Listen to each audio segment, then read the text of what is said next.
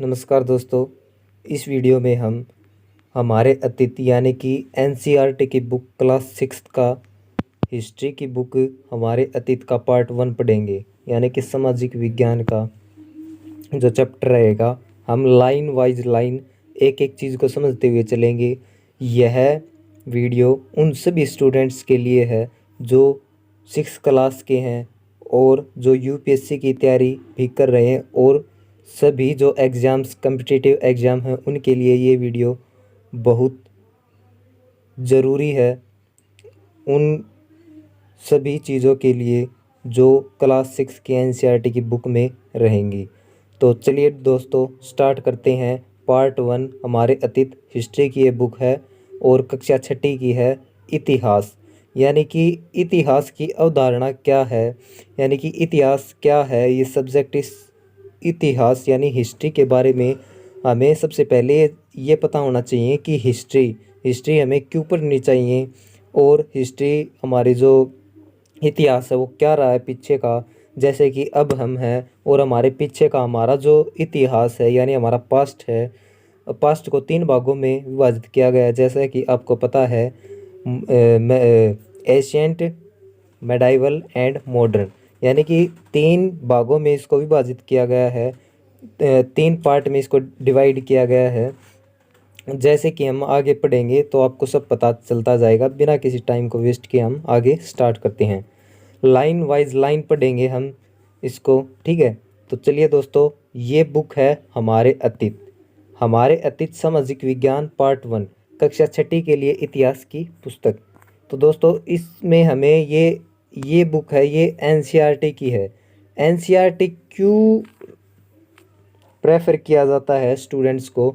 NCERT इसलिए prefer किया जाता है क्योंकि इसके अंदर चीज़ें बहुत बेसिक दी गई हैं कि वो स्टूडेंट्स इन चीज़ों को समझ सके, ताकि वो इन सभी चीज़ों को सीख सके और इनसे बहुत अच्छी अच्छी चीज़ों को जानने के बारे में वो उत्सुक हो, और उन चीज़ों को बहुत गहराई से यानी कि लाइन वाइज लाइन उन चीज़ों को पढ़ सके और अपने आप समझ भी सके। लेकिन कहीं कहीं पे टीचर्स की भी ज़रूरत होती है।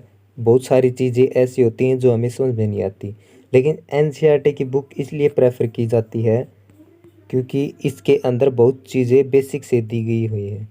उसके बाद हम देखते हैं ये चीज़ें कोई काम की नहीं है, हम सीधा पॉइंट पे आते हैं।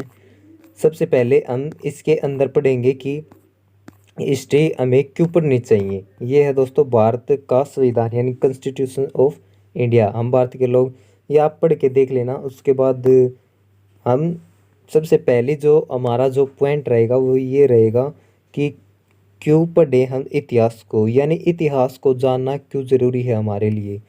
तो दोस्तों इतिहास यानी हिस्ट्री,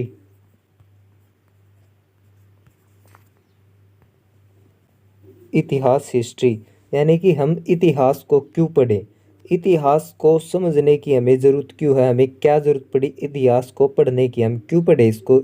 हर चीज़ के पीछे आपको पता होगा कि एक कारण होता है, और उस कारण को हम जो जानने के लिए हम किसी चीज़ को करते हैं। तो ऐसे ही हमें हिस्ट्री के अंदर ये जो है ये पोर्शन दिया गया है कि हम इतिहास को क्यों पढ़े। एनसीईआरटी इसलिए प्रेफर की जाती है क्योंकि इसमें देखिए ये हम क्यों पढ़े इतिहास को, यानी हमारे लिए जानना क्यों ज़रूरी है कि इतिहास के अंदर क्या क्या घटनाएं हुई हैं, क्या हमारा पास्ट था, हमारी हिस्ट्री क्या क्या रही है, हमारा फ्यूचर कैसा होगा, हम जो प्रेजेंट में है वो क्या है। तो दोस्तों चलिए हम इसको पढ़ते हैं। इस साल 6ठी, देखिए इस साल यानी कि देखिए इस साल 6ठी कक्षा में तुम इतिहास पढ़ोगे। यानी कि इस साल तुम 6ठी कक्षा में, यानी जो 6 के स्टूडेंट हैं वो कक्षा 6ठी में इतिहास को पढ़ेंगे।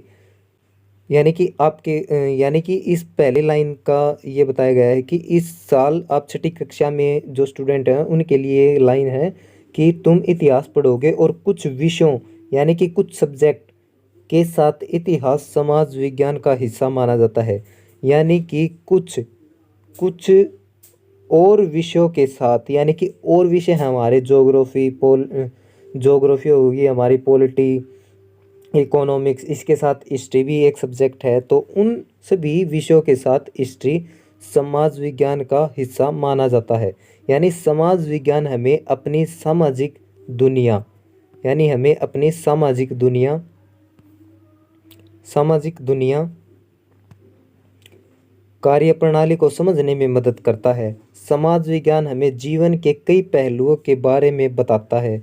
भूगोल के बारे में, अर्थव्यवस्था के चलने के बारे में और सामाजिक व राजनीतिक जीवन की व्यवस्था के बारे में। इतिहास के अतिरिक्त सामाजिक विज्ञान यानी समाज विज्ञान के अन्य विषय प्राय आज की दुनिया के बारे में ही बताते हैं।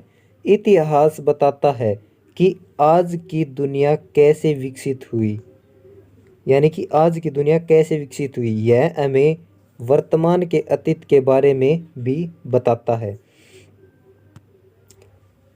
हम जिस समाज में रहते हैं, यानी कि जिस समाज में हम रहते हैं, उसके परिवेश की हमें आदत पड़ जाती है। हम यह मान लेते हैं कि दुनिया हमेशा ऐसी ही रही है। हम भूल जाते हैं कि जीवन हमेशा वैसा नहीं था, कैसा नहीं था जीवन जैसा हमें आज दिखता है। उदाहरण के लिए, क्या तुम ऐसी दुनिया की कल्पना कर सकते हो जहां आग न हो? कैसा रहा होगा अगर ऐसी दुनिया में रहना जहां खेती बाड़ी का आविष्कार न हुआ हो, ठीक है। या उस ज़माने में ज़िंदगी कैसी रही होगी जब लोग लंबी यात्राएं तो कर लेते थे, लेकिन न सड़कें थी न रेलगाड़ियां थी। इतिहास हमें उन अतीतों की, यानी उन अतीतों की ओर ले जाता है, उन अतीतों की ओर ले जाता है और ले जा सकता है। इस रूप में इतिहास एक रोमांचक यात्रा है। यह यात्रा हमें समय और संसार के आर पार ले जाती है। यह ले जाती है हमें एक दूसरी दुनिया में, एक दूसरे युग में, जब लोगों का जीवन अलग था, यानी कि उनकी अर्थव्यवस्था और समाज, उनकी मान्यताएं और उनके विश्वास, उनके भोजन, उनके घर, बस्तियां, उनकी कला, शिल्प सब कुछ भिन्न था। इतिहास ऐसी दुनिया के झरोखे खोल सकता है। तुम अपने कंधे झटक कर कह सकते हो, हम ऐसी बीती बातों को लेकर क्यों परेशान हों जो अब नहीं हैं, ऐसे अतीत जो गुजर चुके हैं। लेकिन इतिहास सिर्फ कल के बारे में नहीं है, यह आज के बारे में भी है। आज हम जिस दुनिया में हैं उसे बनाया है हमसे पहले आए लोगों ने, यानी कि इतिहास हमसे पहले आए लोगों ने बनाया है। जैसे कि हम हैं, और पीछे हमारे जो दादाजी हैं उनके जो पिताजी थे, और जो हमारे दादाजी के पिताजी थे उनके भी पिताजी थे, वो क्या रहे हैं, हिस्ट्री में रहे, यानी इतिहास उन्होंने भी बनाया है, उनका भी योगदान रहा है। जैसे कि उनके जीवन के सुख दुख, अपने युग की समस्याओं से जूझने की उनकी कोशिशें, उनकी खोजें और आविष्कार, इन्हीं के ताने बाने में तो मानव समाज बदला। प्राय ये बदलाव इतने धीमे और मामूली होते थे कि इस युग के लोगों को इसका पता नहीं चलता था। बाद में जब हम अतीत पर नज़र डालते हैं, जब हम इतिहास पढ़ते हैं, तब हमें अंदाज़ा लगता है कि ये बदलाव कैसे आए। तभी हम लंबे अंतराल में धीमे होने वाले, धीमे धीमे यानी धीरे धीरे धीमे धीमे होने वाले परिवर्तनों का असर देख पाते हैं। इतिहास पढ़कर हम समझ पाते हैं कि आधुनिक दुनिया अनेक सदियों में हो रहे बदलावों का परिणाम है। दोस्तों, ये इससे हमें पता चलता है कि इसको हमने इसलिए पढ़ा क्योंकि हम इतिहास की अवधारणा क्या है, इतिहास को हम क्यों पढ़ें, ठीक है, इतिहास के बारे में हमें पढ़ना क्यों ज़रूरी है। ये एक छोटी सी अवधारणा है। इसे पढ़ने के बाद आपको पता चला होगा कि इतिहास हमें क्यों पढ़ना चाहिए और इतिहास हमें क्या क्या सिखाता है, ठीक है। तो आगे हम चलकर हम देखेंगे इस बुक के बारे में, यानी कि हमारा चैप्टर 1 होगा इसके बाद, ठीक है। इस बुक का चैप्टर 1 देखिए दोस्तों, सबसे पहले तो हम देख लेते हैं कि इस बुक में हमने इतिहास क्या है, क्यों पढ़े हम इतिहास, ये हमने देख लिया। उसके बाद अध्याय यानी चैप्टर्स हैं इसके अंदर। हमारा पहला जो चैप्टर होगा उसको हम पढ़ेंगे अब, और हम ये सभी चैप्टरों को इनको हम पढ़ेंगे एनसीईआरटी की बुक से। तो दोस्तों हमारा पहला जो चैप्टर है, क्या कब और कैसे, क्या कब कहाँ और कैसे, यानी what when where and how, हमारा पहला जो चैप्टर है वो रहेगा। हम इसको लाइन वाइज लाइन पढ़ेंगे। तो चलिए दोस्तों देखते हैं हमारा चैप्टर 1। इस पुस्तक में अध्याय 1 है हमारा।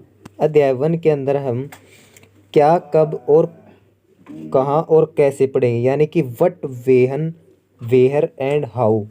क्या यानी कि क्या, क्या आपको पता होगा। कब यानी कि कब, कब, कहाँ यानी कहाँ, और कैसे यानी कि ये सभी चीज़ें हम इसके बारे में जानेंगे। दोस्तों रशीदा का सवाल है, यानी कि रशीदा एक लड़की है। रशीदा बैठी अखबार पढ़ रही थी। अचानक उसकी निगाह एक सुर्खी पर पड़ी। 100 साल पहले। वह सोचने लगी थी कि यह कैसे जान सकता है कि इतने वर्ष पहले क्या हुआ था। यानी कि दोस्तों हम सब के दिमाग में एक चीज़ चलती होगी कि हम अभी हैं, हमारे पिताजी हैं, हमारे दादाजी हैं, हमारे दादाजी के दादाजी हमने देखे हैं। तो उससे पहले हमारा इतिहास क्या रहा होगा, यानी कि हमारी शुरुआत कैसे रही होगी, यानी कि हम जो हैं अभी फ़िलहाल हैं वो कैसे हैं, हमारे पहले का जो इतिहास, यानी कि अब हमें एक एग्जाम्पल से हम समझ सकते हैं कि अब हमें लाइट मिलती है। कई लोगों ने देखा होगा जो मतलब जिसकी एज अभी 30 साल की है या 25 साल की है, तो उन्होंने देखा होगा कि पहले बिजली की बहुत कमी रहती थी। अब तो लाइट आ जाती है, 24 घंटे रहती है। यानी कि पहले दीवे जलाते थे। उससे पहले क्या, जैसे कि अंधेरा था, यानी कि लाइट का जो है आविष्कार नहीं हुआ था, और उससे पहले लोग दीवा जलाते थे। दीवे से पहले भी क्या कोई चीज़ थी, आग। ये बहुत सारे सवाल हमारे दिमाग में आते होंगे। तो इसलिए इन्हीं चीज़ों के बारे में हम जानेंगे इस चैप्टर के बारे में, कि हमारा इतिहास क्या रहा, कैसे पता लगाएं, यानी कि हाउ टू नो, कि यह जानने के लिए कि कल क्या हुआ था। तुम रेडियो सुन सकते हो, टेलीविज़न देख सकते हो, या फिर अखबार भी पढ़ सकते हो, ठीक है। साथ ही यह जानने के लिए पिछले साल क्या हुआ था, पिछले साल क्या हुआ था, तुम किसी ऐसे व्यक्ति से बात कर सकते हो जिसे उस समय की स्मृति हो, यानी कि उस समय के बारे में जानकारी हो। लेकिन बहुत पहले लेकिन बहुत पहले क्या हुआ था, यह कैसे जाना जा सकता है। उसके बाद हम अतीत के बारे में हम क्या जान सकते हैं, यानी कि उसके बाद हमारा पॉइंट क्या रहेगा कि हम हिस्ट्री के बारे में हम क्या जान सकते हैं, अतीत के बारे में हम क्या जान सकते हैं। अतीत के बारे में बहुत कुछ जाना जा सकता है, जैसे लोग खाते थे, कैसे कपड़े पहनते थे, किस तरह के घरों में रहते थे। हम आखेटकों यानी कि शिकारियों, और पशुपालकों यानी कि जो पशुओं का पालन करते थे, कृषकों यानी जो कृषि करते थे, शासकों यानी कि जो शासन करते थे, व्यापारियों यानी कि जो व्यापार करते थे, पुरोहितों पुरोहितों शिल्पकारों, कलाकारों, संगीतकारों, या फिर वैज्ञानिकों के जीवन के बारे में जानकारियाँ हासिल कर सकते हैं। यही नहीं, हम यह भी पता कर सकते हैं कि उस समय बच्चे कौन कौन से खेल खेलते थे, कौन सी कहानियाँ सुना करते थे, कौन से नाटक देखा करते थे, या फिर कौन कौन से गीत गाते थे। जैसे अब आपको पता होगा कि बहुत सारे लोग हैं जो पंजाबी गाने सुनते हैं, हिंदी गाने भी सुनते हैं। जैसे हमारे पिताजी हैं वो पुराने गाने सुनते हैं, उनसे पहले बहुत सारे जो हमारे दादाजी हैं वो राग नहीं सुनते हैं। ऐसे मतलब कि लोग कौन कौन सी कहानियाँ सुनते थे, हमारे जैसे पिताजी सुनाते थे हमें कौन कौन सी कहानियाँ, कौन कौन से नाटक भी होते थे पहले। अब तो बहुत सारे चल गए हैं नेट की वजह से, यानी कि अब का ज़माना है और पहले का ज़माना कुछ अलग है, उसमें बहुत सारा बदलाव हुआ है। और नाटक देख क्या करते थे, यानी कौन से नाटक देखते थे, हमारे मन में विचार आते हैं, इसको समझो।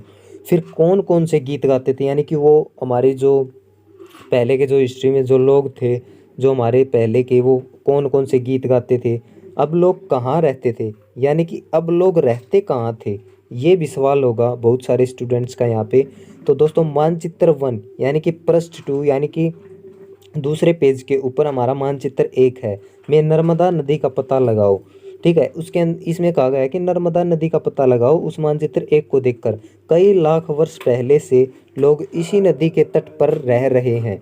ठीक है, यहाँ रहने वाले आरंभिक लोगों में से कुछ कुशल यानी कि संग्राहक थे, जो आसपास के जंगलों की विशाल संपदा से परिचित थे। अपने भोजन के लिए वे जड़ों, फलों तथा जंगल के अन्य उत्पादों का यहीं से संग्रह किया करते थे। वे जानवरों का आखेट, यानी आखेट का मतलब क्या है दोस्तों, यहाँ पे आप इसको लिख सकते हैं, इसको नोट कर सकते हैं, इसको याद कर सकते हैं कि आखेटक, आखेटक का मतलब क्या होता है, शिकार करना। आखेट, आखेट, आखेट शिकार और आखेटक शिकारी भी करते थे, शिकार भी करते थे।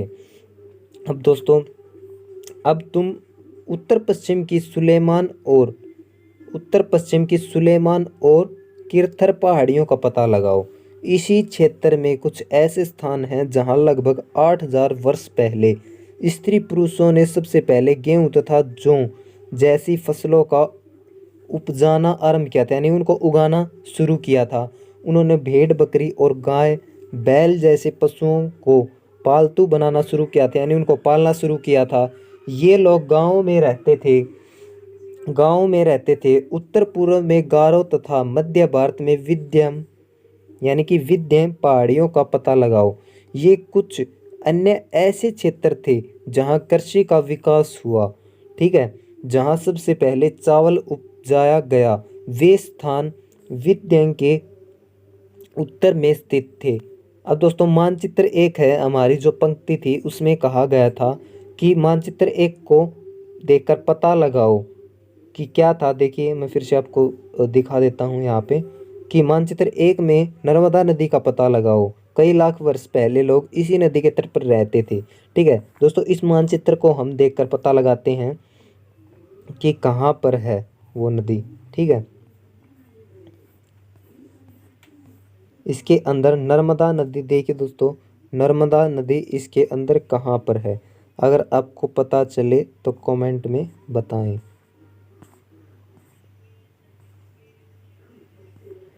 आपको दिखी क्या नर्मदा नदी कहाँ पर है दोस्तों?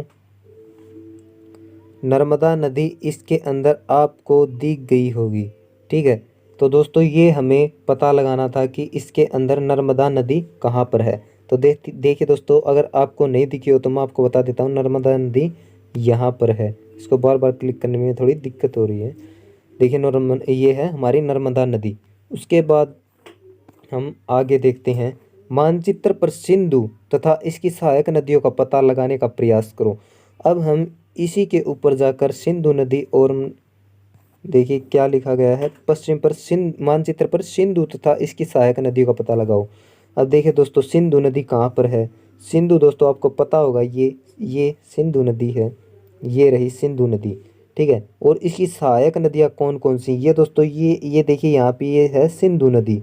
ठीक है, और इसके अंदर से निकलने वाली इसकी सहायक नदियाँ जो इसके अंदर मिलती हैं, ये सतलुज, व्यास, रावी, चेनाब, झेलम। ये दोस्तों सिंधु नदी की क्या है, ये सहायक नदी का मतलब क्या होता है, जो इसको सहायक यानी इसकी सहायता करती हैं। ठीक है, जो इसके अंदर मिलती हैं। अब दोस्तों सहायक नदियाँ उन्हें कहते हैं, देखिए इसके अंदर बताया भी गया सहायक नदियाँ क्या होती है। सहायक नदियाँ, अब जिन स्टूडेंट्स को नहीं पता कि सहायक नदियाँ क्या होती हैं, सहायक नदियाँ उन्हें कहते हैं जो एक बड़ी नदी में मिल जाती हैं। यानी कि जैसे हमारी ये नदी थी, ठीक है, सिंधु नदी के अंदर जो नदी मिलती है उसे हम उसकी सहायक नदियाँ कहते हैं। एक बड़ी नदी में मिल जाती हैं लगभग 4700 वर्ष पहले। यानी इन्हीं नदियों के किनारे कुछ आरंभिक नगर फले फूले थे, यानी कि आरंभिक जिन नगरों की शुरुआत हुई थी वो इसी नदी के किनारे बसे थे, यानी फले फूले थे। गंगा व इसकी सहायक नदियों के किनारे तथा समुद्र तटवर्ती इलाकों में नगरों का विकास लगभग 2500 वर्ष पहले हुआ। अब उसके बाद गंगा तथा इसकी सहायक नदी सोन का पता लगाओ। गंगा तथा इसकी सहायक नदी। अब देखिए दोस्तों, गंगा नदी का पता लगाते हैं हम। गंगा नदी कहाँ पर है?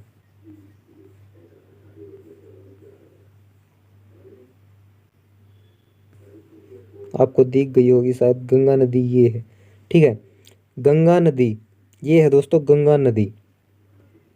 ठीक है, उसके बाद ये गंगा नदी यहाँ से होते हुए यहाँ पर भी दिख रही होगी आपको गंगा नदी। ठीक है, ब्रह्मपुत्र, गारो पहाड़ियाँ, ये यहाँ पे इसकी गारो पहाड़ियाँ हैं। ये आपको देख लेना, इसको आप इन सभी चीज़ों को खुद याद करो। उसके बाद हम चलते हैं इससे आगे। कहाँ पर थे? गंगा तथा इसकी सहायक नदी सोन का, यानी कि गंगा जो नदी है इसकी सहायक नदी सोन, हमने सोन नहीं देखी, ये गंगा नदी है। उसके बाद इसकी सोन नदी ये है, देखिए देखिए यहाँ पे गंगा नदी है और ये सोन नदी है। ये थोड़ा इसको दिक्कत हो, ये सोन नदी है। ठीक है, उसके बाद आगे क्या लिखा गया है? गंगा के दक्षिण में इन नदियों के आसपास का क्षेत्र प्राचीन काल में मगध नाम से जाना जाता था। यानी कि देखिए दोस्तों, एक पॉइंट यहाँ से कि गंगा और इसकी सहायक नदी है जो सोन, इसका हमने पता लगा लिया है। उसके बाद गंगा के दक्षिण में, यानी कि पूर्व, कैसे हम पूर्व पश्चिम कैसे लिखते हैं, देखिए मैं आपको बता देता हूँ। ये ऐसे लिखते हैं हम, ये ईस्ट यानी कि ये पूर्व, ठीक है, ये वेस्ट, ये पश्चिम, ये पूर्व और ये पश्चिम, ये उत्तर और ये दक्षिण, ईस्ट, वेस्ट, नॉर्थ और ये साउथ। इसके बाद इसने क्या बोला था कि, देखिए मैं यहाँ पे बना देता हूँ इसको, दक्षिण में, यानी कि पूर्व, पश्चिम, उत्तर और दक्षिण। दक्षिण हमारा यहाँ पे था, ठीक है। उसके बाद दक्षिण यहाँ पे था, तो दक्षिण में इन नदियों के आसपास का क्षेत्र प्राचीन काल में मगध नाम से जाना। जो दक्षिण में जो दोस्तों जो पार्ट है ना, जो यहाँ पे, इसको क्या किस नाम से जाना जाता था? मगध नाम से जाना जाता था। इसके शासक बहुत शक्तिशाली थे, यानी जो यहाँ पर जो शासन करते थे, जो शासक थे यहाँ के, वो बहुत शक्तिशाली थे और उन्होंने एक विशाल राज्य की स्थापना की थी, यानी कि एक विशाल राज्य को स्थापित किया था। देश के अन्य हिस्सों में भी ऐसे राज्यों की स्थापना की गई है। अब उसके बाद लोगों ने सदैव उपमहाद्वीप के हिस्से से दूसरे हिस्से तक यात्रा की। कभी कभी हिमाचल जैसे ऊंचे पर्वतों, पहाड़ियों, रेगिस्तान, नदियों तथा समुद्रों के कारण यात्रा जोखिम भरी भी होती थी। फिर भी ये यात्रा उनके लिए असंभव नहीं थी, यानी कि फिर भी ये यात्रा उनके लिए असंभव नहीं थी। अतः कभी लोग काम की तलाश में, तो कभी प्राकृतिक आपदाओं के कारण, यानी कि प्राकृतिक आपदाओं के कारण आप समझ सकते हैं, जैसे कि वहाँ पर बाढ़ आ जाती है, कोई तूफान आते हों, यानी कि बहुत ज़्यादा संभावना होती हो, वहाँ पे लोग दुखी रहते हों कि कभी बहुत कि ज़्यादातर जो फ्लड, जो बाढ़ आ जाती है आपदाओं के कारण, एक स्थान से दूसरे स्थान जाया करते थे।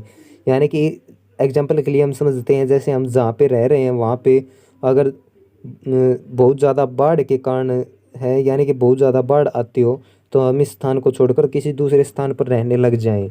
ठीक है, एक स्थान से दूसरे स्थान जाया करते थे। कभी कभी सेनाएं दूसरे क्षेत्रों पर विजय हासिल करने के लिए जाती थी। ठीक है, उसके बाद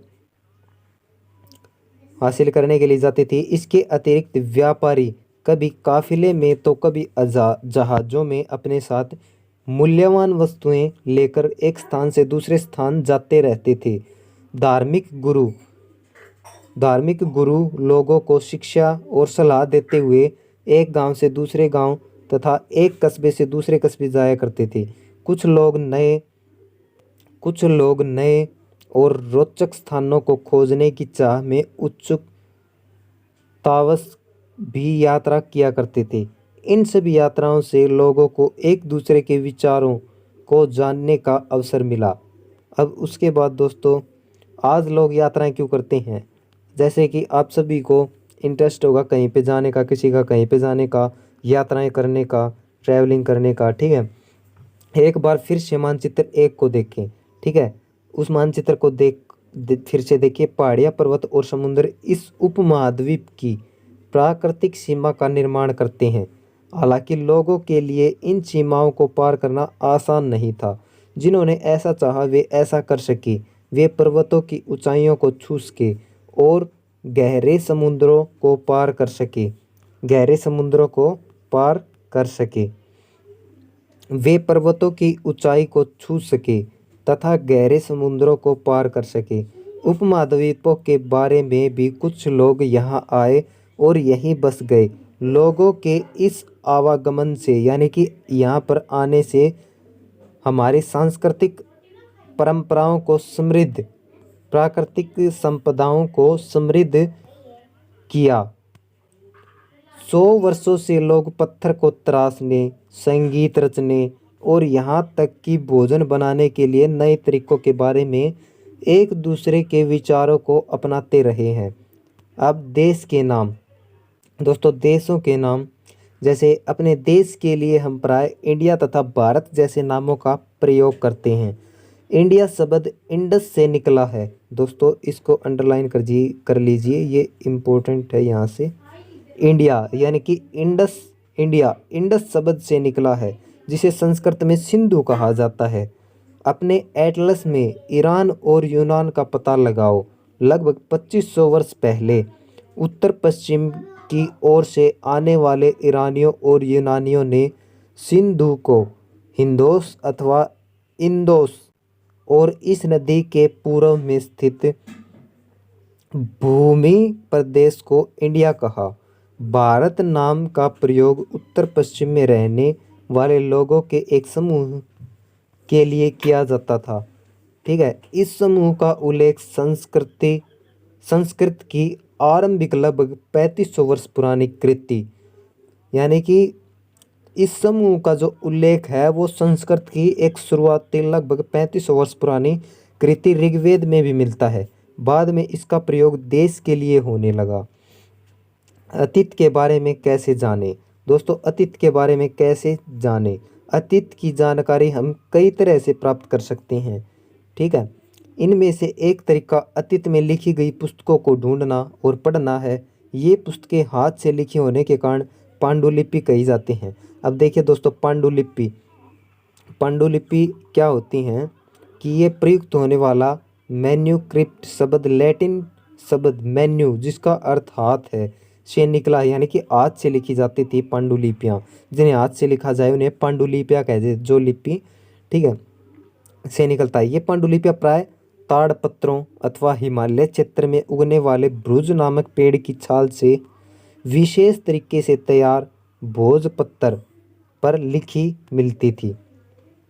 ठीक है, अब उसके बाद है इतने वर्षों में इनमें से कई पांडुलिपियों को कीड़ों ने खा लिया। जैसे जो पेड़ों की छालों पर जो लिपियाँ लिखी जाती थी उनको कीड़े खा जाते थे, कीड़ों ने खा लिया तथा कुछ नष्ट कर दी गई, यानी कि कुछ जैसे पड़ी पड़ी खराब हो गई या उनके साथ कुछ और हो गया, जैसे गुम हो गई, नीचे दब गई, कहीं गुम हो गई और वगैरह वगैरह। फिर भी ऐसी कई पांडुलिपियाँ आज भी उपलब्ध हैं, यानी कि जो बच गई, जो सेफ रह गई। प्राय ये पांडुलिपियाँ मंदिरों और विहारों में प्राप्त होती हैं।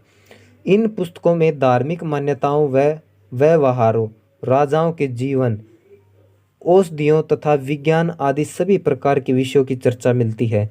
इनके अतिरिक्त हमारे यहाँ महाकाव्य, कविताएं तथा नाटक भी हैं। इनमें से कई संस्कृत में लिखे हुए मिलते हैं जबकि अन्य प्राकृत और तमिल में भी हैं। प्राकृत भाषा का प्रयोग आम लोग करते थे। हम अभिलेखों का भी अध्ययन कर सकते हैं। ऐसे लेख पत्थर अथवा धातु जैसी अपेक्षाकृत कठोर सतहों पर उत्कीर्ण किए गए मिलते हैं। कभी कभी शासक अथवा अन्य लोग अपने आदेशों को इस तरह उत्कीर्ण करते थे ताकि लोग उन्हें देख सकें, पढ़ सकें तथा इसका पालन कर सकें। कुछ अन्य प्रकार के अभिलेख भी मिलते हैं जिनमें राजाओं, रानियों सहित अन्य स्त्री पुरुष ने भी अपने कार्यों के विवरण उत्कीर्ण करवाए हैं। उदाहरण के लिए प्राय शासक लड़ाइयों में अर्जित विजयों का लेखा जोखा रखा करते थे। दोस्तों इसके अंदर देखिए ये यहाँ से कि प्राय जो शासक होते थे जैसे कि जो राजा महाराजा होते थे वो लड़ाई करते थे, उनमें जीत हासिल करते थे, वो विजयों का जो लेखा जोखा था वो भी उनके ऊपर लिख कर रख देते थे। ठीक है, क्या तुम बता सकती हो कि कठोर सतह पर लेख लिखवाने के क्या लाभ थे? ऐसा करवाने में क्या क्या कठिनाई आती थी? इसके अतिरिक्त अन्य कई वस्तुएं अतीत में बनी और प्रयोग में लाई जाती थी। ऐसी वस्तुओं का अध्ययन करने वाला व्यक्ति पुरातत्वविद, यानी कि जो पुरानी जो चीज़ें होती हैं उनको पढ़ने वाला पुरातत्वविद कहलाता है। पुरातत्वविद पत्थर और ईंट से बनी इमारतों के अवशेषों, यानी कि जो बच गए थे, चित्रों तथा मूर्तियों का अध्ययन करते हैं। वे औजारों, हथियारों, बर्तनों, आभूषणों और बाएं एक और सिक्कों की प्राप्ति के लिए छानबीन खुदाई भी करते हैं। इनमें से कुछ वस्तुएं पत्थर, पक्की मिट्टी तथा कुछ धातु की बनी हो सकती हैं। ऐसे तत्व कठोर तथा जल्दी नष्ट न होने वाले होते हैं। पुरातत्वविद जानवरों, चिड़ियों, मछलियों की हड्डियां भी ढूंढते हैं। इनमें उन्हें यह जानने में भी मदद मिलती है कि अतीत में लोग क्या खाते थे। वनस्पतियों के अवशेषों से बहुत मुश्किल से बच पाते हैं, यानी कि वनस्पतियों के अवशेष बहुत मुश्किल से बच पाते हैं। यदि अन्न के दाने अथवा लकड़ी के टुकड़े जल जाते हैं तो वे जले हुए रूप में बचे रहते हैं। क्या पुरातत्वविदों को बहुधा कपड़ों के अवशेष मिलते होंगे?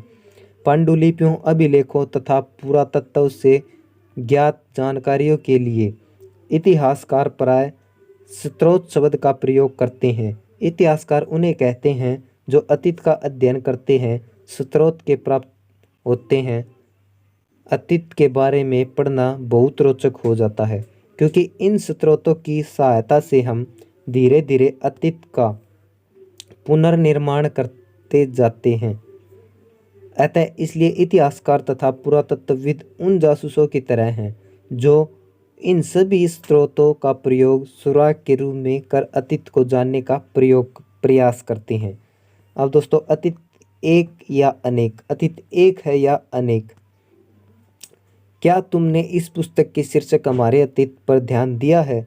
यह अतीत शब्द का प्रयोग बहुवचन के रूप में किया गया है। ऐसा तथ्य कि और ध्यान दिलाने के लिए किया गया है कि अलग अलग समूह के लोगों के लिए इस अतीत के अलग अलग मायने थे। उदाहरण के लिए पशुपालकों अथवा कृषकों का जीवन राजाओं तथा रानियों के जीवन से तथा व्यापारियों का जीवन शिल्पकारों के जीवन से बहुत अलग था।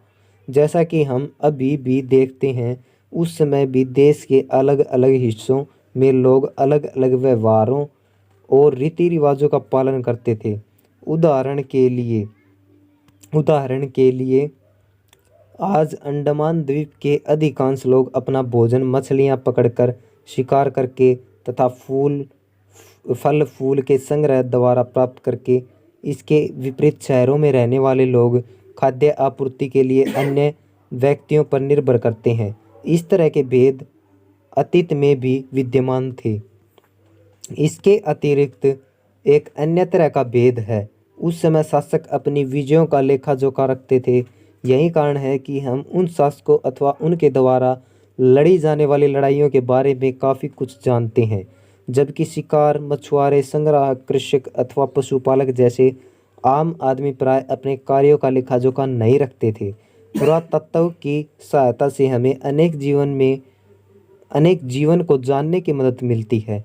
हालांकि अभी भी इनके बारे में बहुत कुछ जानना शेष है।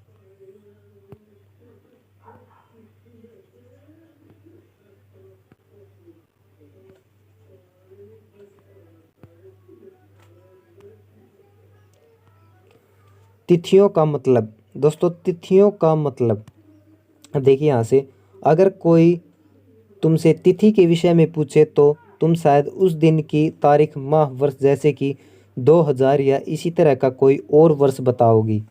वर्ष की यह गणना ईसाई धर्म प्रवर्तक ईसा मसीह के जन्म की तिथि से की जाती है। अतः 2000 वर्ष कहने का तात्पर्य है ईसा मसीह के जन्म के 2000 वर्ष के बाद से है, यानी कि ईसा मसीह के जन्म के पूर्व की सभी तिथियां ईसवी पूर्व यानी कि BC इंग्लिश में बिफोर क्राइस्ट यानी कि ईसा मसीह के जन्म से पहले के रूप में जानी जाती हैं।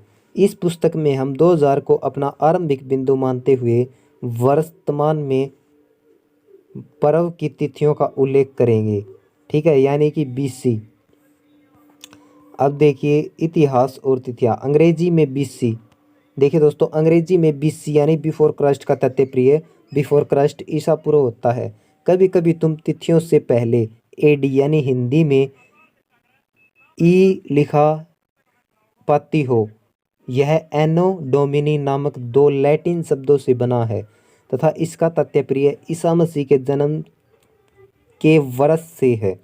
कभी कभी AD की जगह CE तथा BC की जगह BCE का प्रयोग होता है। CE अक्षरों का प्रयोग कॉमन एरा तथा BCE का प्रयोग बिफोर कॉमन एरा के लिए होता है। हम इन शब्दों का प्रयोग इसलिए करते हैं क्योंकि विश्व के अधिकांश देशों में अब इस कैलेंडर का प्रयोग सामान्य हो गया है। भारत में तिथियों के इस रूप का प्रयोग लगभग 200 वर्ष पहले आरंभ हुआ था। कभी कभी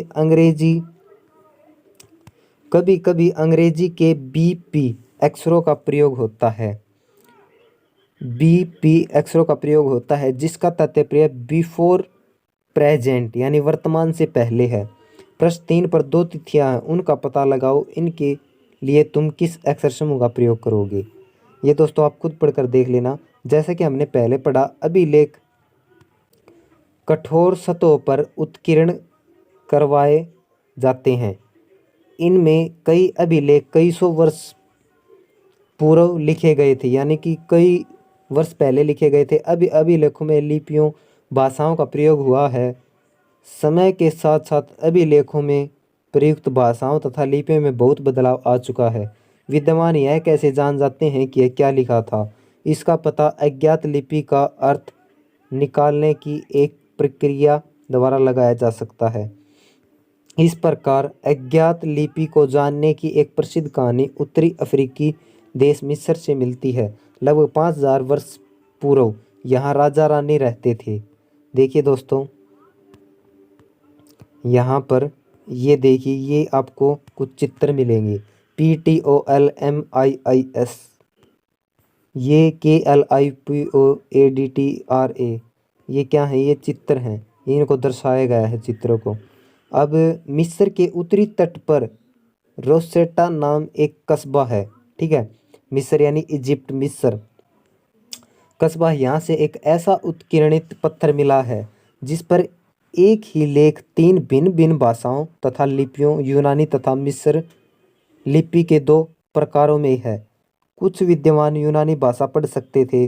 उन्होंने बताया कि यहाँ राजाओं तथा रानियों की नाम की एक छोटे फ्रेम में दिखाए गए हैं। इसे कारतूस कहा जाता है। इसके बाद विद्वानों ने यूनान तथा मिस्री संकेतों का अगल बगल रखते हुए मिस्री अक्षरों का समानार्थक ध्वनियों की पहचान की। जैसा कि तुम देख सकते हो, यहाँ L अक्षर के लिए शेर तथा A अक्षर के लिए चिड़िया के चित्र बने हैं। एक बार जब इन्होंने यह जान लिया कि विभिन्न अक्षर इनके लिए प्रयोग हुए हैं, तो वे आसानी से अन्य अभिलेखों को भी पढ़ सके। तो देखिए दोस्तों, आओ याद करें। अब हमने जो पढ़ा नर्मदा घाटी, ये आप मगध आखिर लगभग गारो पहाड़ियाँ लगभग, ये आपको सिंधु तथा इसकी सहायक नदियाँ, ये प्रथम नगर गंगा, पांडुलिपि तथा अभिलेखों के एक प्रमुख अंतर बताओ। ये आपको पढ़कर इसको फिर से आपको, अगर आपको समझ में नहीं आया तो ये आपको निम्नलिखित का सुमेलन करना है इनका। ठीक है, तो ये था दोस्तों हमारा चैप्टर फर्स्ट। और अगली जो वीडियो हमारा जो लेक्चर सेकंड होगा, यानी कि सेकंड वीडियो में हम सेकंड चैप्टर को क्लियर करवाएंगे। दोस्तों वीडियो की जो प्लेलिस्ट आपको यूट्यूब चैनल पर मिल जाएगी। और ये आपका बेसिक चैप्टर था, इसको ध्यान से पढ़ें और ध्यान से समझें। ये आपका बेसिक NCERT की किताब का चैप्टर 1 हिस्ट्री आपका रहा। मुझे लगता है मैं आपको बेहतर करवा पाया और आने वाले समय में और भी इन्हीं वीडियो का आगे नेक्स्ट चैप्टर हम करवाएंगे। चैनल को सब्सक्राइब कर लीजिए। थैंक यू दोस्तों।